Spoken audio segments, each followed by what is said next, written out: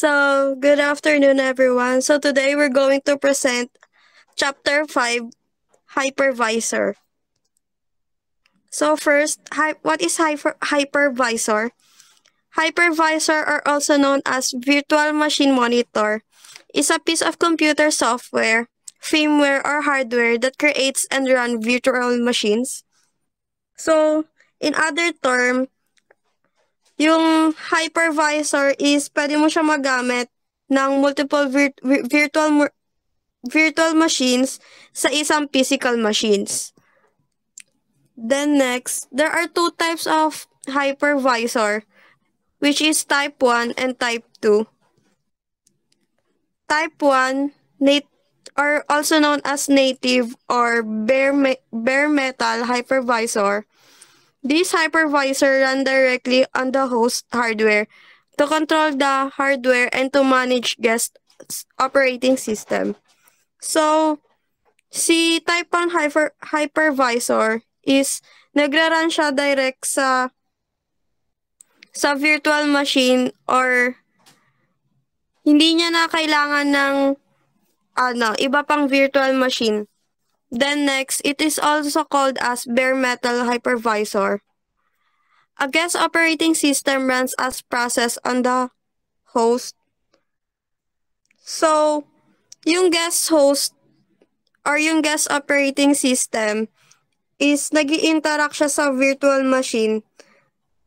Then, yung host is mag-i-install and mag-run sa mismong computer.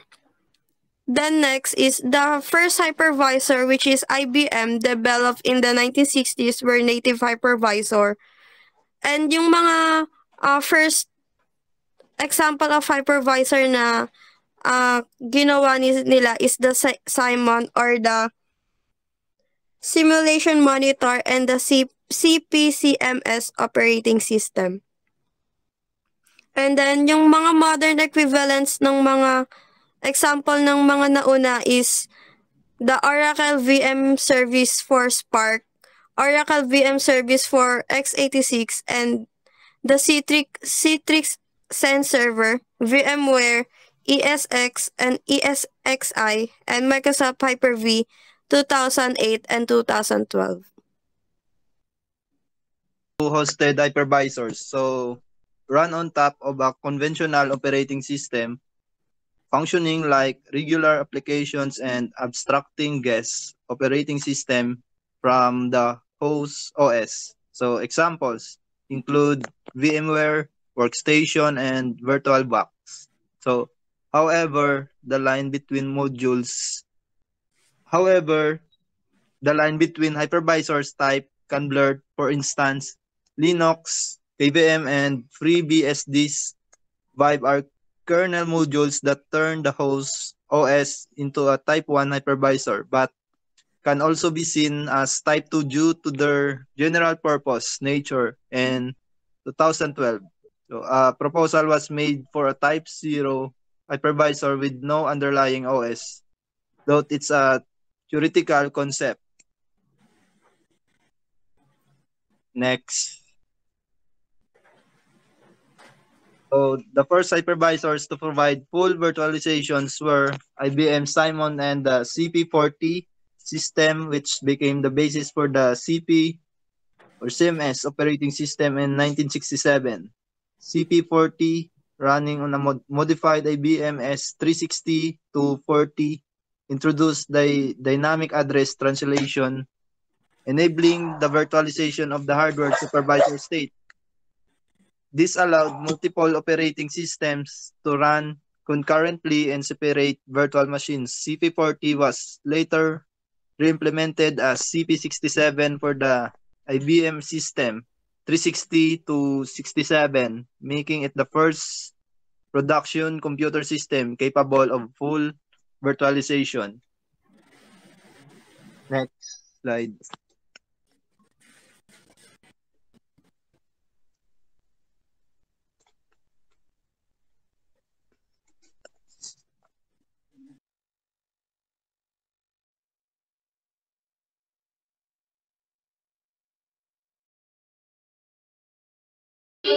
Now proceed to to Unix and Linux servers. So around 2005, a confluence of factors spurred a resurgence in virtualization technology for Unix and Linux servers. So the advent of powerful multi-core processors and enabled single machines to handle more simultaneous tasks, while the need of to control cost and simplify management led to server consolidation efforts. Furthermore, hypervisors offered improved security, reliability, and device independence, making them ideal for managing large multiprocessor and cluster installations. The ability to run complex applications in diverse hardware and OS environments further fueled the adoption of virtualization, making it a cornerstone of modern server infrastructure. Next slide. The x86 system. So, virtualization on x86 systems has evolved significantly since 2005 with the introduction of hardware virtualization assistants like Intel VTX and AMD. These hardware supports allow for more efficient virtualization by offloading certain tasks to the CPU. However, an alternative approach called paravirtualization involves modifying GAS operating systems to directly communicate with the hypervisor through system calls rather than relying solely on hardware simulation. This, this technique employed by systems like Xen, Parallels, Workstation, and IBM's VM can improve performance in specific scenarios. VMware, meanwhile, uses a hybrid approach, supplementing hardware virtualization with device drivers for the guest operating system to address performance bottlenecks. Next slide. So next is x86 systems. All are really the same things. A system call to the hypervisor. Sa, X, sa x86 system, lahat ng virtualization methods, pool, para, etc. ay gumagamit ng system calls papunta sa hypervisor para i-manage ang hardware resources. So, some microkernels such as Mac and L4 are flexible enough such that para-virtualization of guest operating system is possible. Microkernels like Mac and L4 allow para-virtualization where the guest operating system is modified to work directly with the hypervisor for better performance. In June 2008, Microsoft delivered a new Type 1 hypervisor called Hyper-V, codenamed Viridian, and previously referred to as Windows Server Virtualization. The design features operating system integration at the lowest level. In June 2008, Microsoft launched Hyper-V, a Type 1 hypervisor run directly on hardware integrated at the operating system level, initially known as Viridian or Windows Server Virtualization.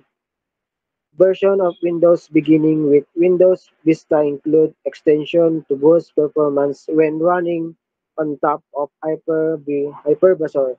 Starting with Windows Vista, Microsoft included specific optimization to enhance performance when the operating system runs off hypervisor. Next slide, please. Next is embedded systems. Embedded hypervisor targeting embedded system and certain real-time operating system environments are designed with different requirements when compared to desktop and enterprise system, including robustness, security, and real-time capabilities. So embedded hypervisor are tailored for embedded system, focusing on robustness, security, and real-time performance, unlike those for desktop and enterprises.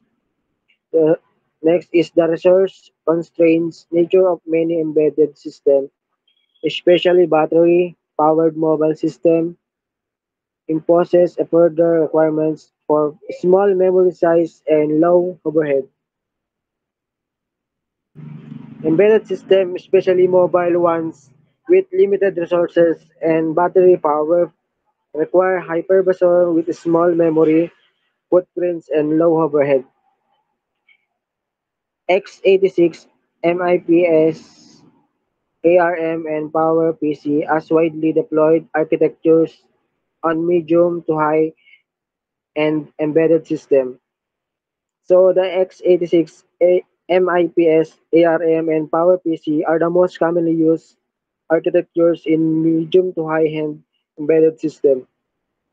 So other differences between virtualization in server desktop and embedded environments include requirements for efficient sharing of resources across virtual machine, high bandwidth, low latency inter-VM communication, a global view of scheduling and power management, and fine-grained control of information flows. So embedded system need efficient resource sharing, high bandwidth, low latency, inter-VM communication, global scheduling and power management, and precise control over information flows differing from server desktop virtualization. Next slide, please. So last is security implications. The use of hypervisor technology by malware and rootkits installing themselves as a hypervisor below below the operating system can make them more difficult to detect because the malware could intercept any operation of the operating system, such as someone entering a password without the entire malware software necessarily detecting it, since the malware runs before the entire operating system. Malware, malware can install itself a hypervisor beneath the operating system, making it hard to detect by intercepting and manipulating operating system operation like keystroke. Lastly is implementation of the concept as allegedly occurred in the Subvert Laboratory rootkit developed jointly by Microsoft and University of Michigan researchers, as well as in the Blue Pill malware package. Example is the Subvert rootkit and Blue Pill malware are example where hypervisor technology was used to evade detection para makaiwas sa mga deteksyon. So yun lang.